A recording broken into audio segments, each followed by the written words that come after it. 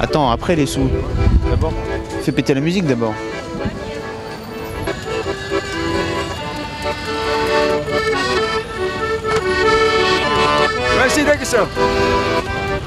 Je suis avec Mickaël Canitro. Salut Mickaël. Salut. Tu es le DJ officiel de la montée des marches de Cannes. Exactement. Pendant 10 jours à Cannes, j'ai établi mon adresse, mes disques, mes platines sur les marches et sur le tapis rouge du Festival de Cannes. Tu fais ça depuis 2003. Alors moi je ne savais pas, avant de te rencontrer, qu'il y avait un DJ officiel pour le Festival de Cannes. Bah voilà, maintenant tu le sais, tu es au courant et voilà, depuis 2003 effectivement les choses ont bougé petit à petit et maintenant la musique, on va dire, prend une place un petit peu plus importante au sein du festival et au sein du cinéma en général. Et je suis assez content de participer depuis 2003 à cet événement international, incontournable, et d'apporter ma petite touche en musique et voilà, d'animer et de mettre de l'ambiance sur les marches, sur le tapis rouge tous les soirs. Tu fais plein de choses en fait, en dehors de ces 15 jours où tu es à Cannes. Tu es DJ, bon ça oui, et puis tu participes aussi aux soirées So Happy, c'est ça? Exactement, soirée So Happy in Paris, que j'ai créée maintenant il y a à peu près une dizaine d'années. Et voilà, le reste du temps, on va dire que je suis un DJ producteur un peu traditionnel qui navigue dans des grosses fêtes électroniques, dans les clubs. Et 95% de mon temps, c'est l'univers que je côtoie.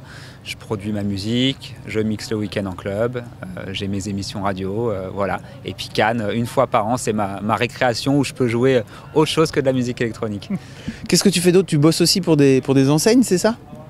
Ouais, je bosse beaucoup. Justement, grâce à Cannes, j'ai eu l'opportunité de rencontrer des marques, des gens qui ont souhaité que je conçoive des bandes-son, des mix ou même des titres originaux pour leur marque. Donc voilà, beaucoup dans la mode, mais aussi dans l'hôtellerie, dans les magasins, le lancement de voitures, plein de choses, quoi.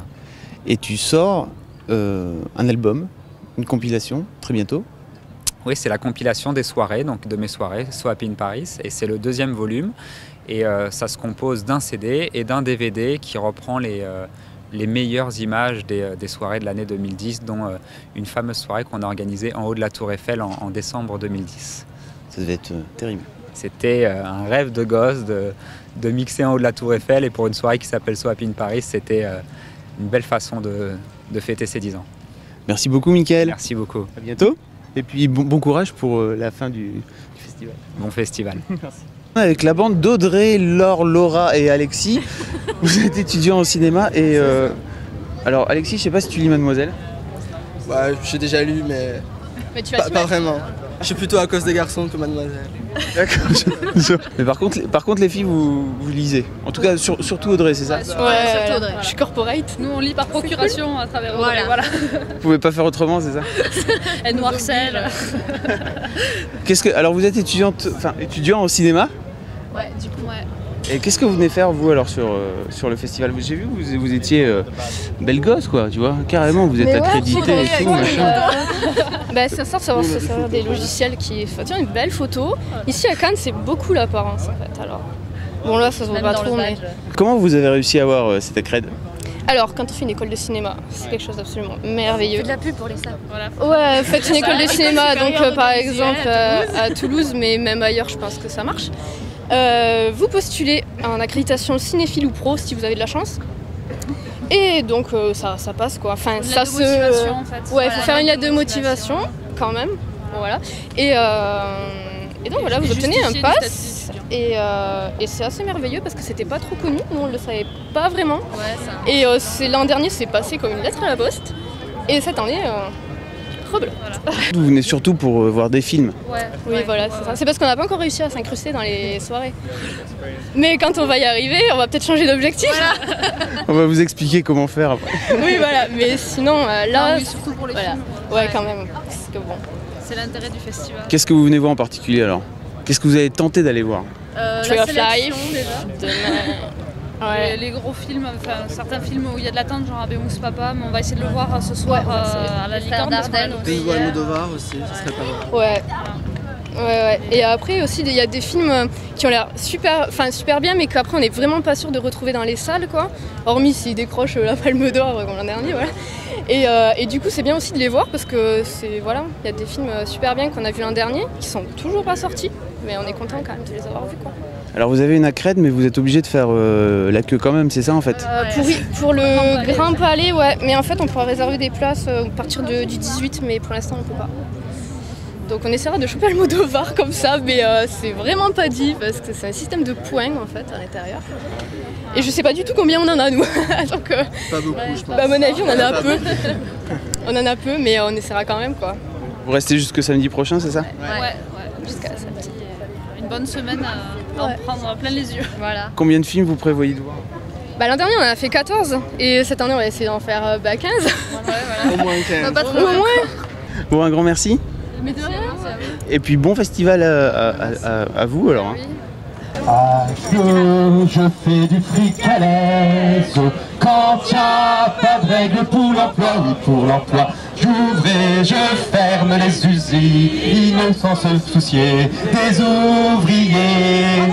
J'ouvre et je ferme les usines sans me soucier des ouvriers.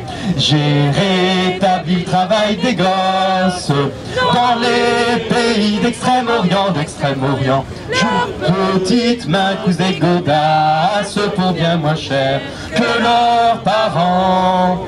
Leurs petites mains cousées godasses pour bien moins cher que leurs parents. La nuit je fais travailler les femmes, y a pas de raison qu'elles y échappent, comme ça elles sont près de leur mot, mais c'est plus social et plus rentable. Voilà, c'est fini, la fin de faire les filles, le temps de leur vie. On a réuni quelques souvenirs là. On est dans le train, regardez. Il faut encore du soleil, mais bientôt on va retrouver la grisaille du Nord. Donc heureusement, on a gagné quelques trucs.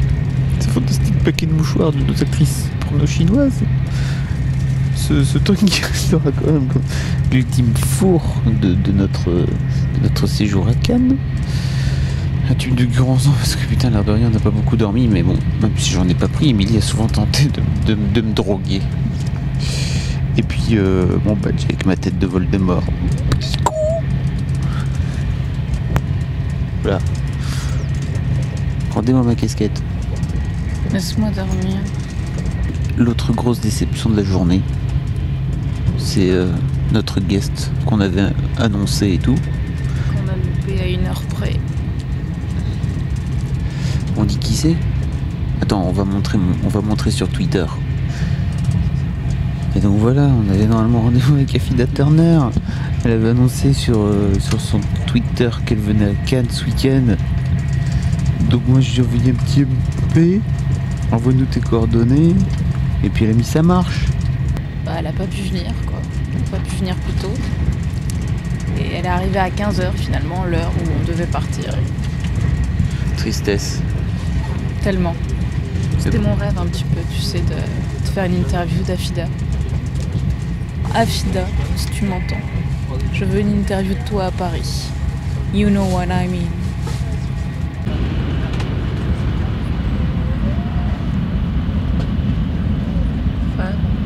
Fab. Alors, il paraît que tu t'es réveillé comme un brave à 7h ce matin? Oui, je suis allé voir un deuxième film après Pirates des Caraïbes. J'avais pas trop envie d'aller voir en fait Pirates des Caraïbes.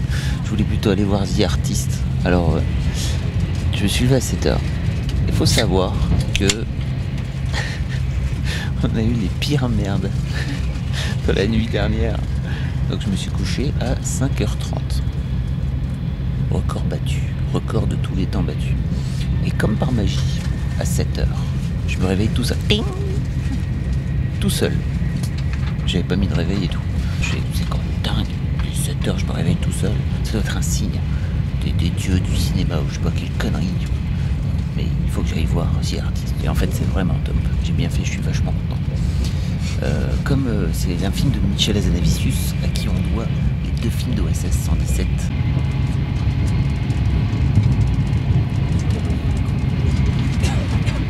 va aussi continuer à suivre le festival de Cannes depuis Lille, donc d'un peu moins près, on va dire. On espère que ces quelques vidéos, ces quelques jours vous auront plu. Hein, en tout cas, nous, on s'est bien marré à les faire. Ah ouais, mais... Ouais, on a surtout bien crevé. On a fait la fête. Ouais. On a beaucoup travaillé. Surtout. À l'année prochaine, Cannes.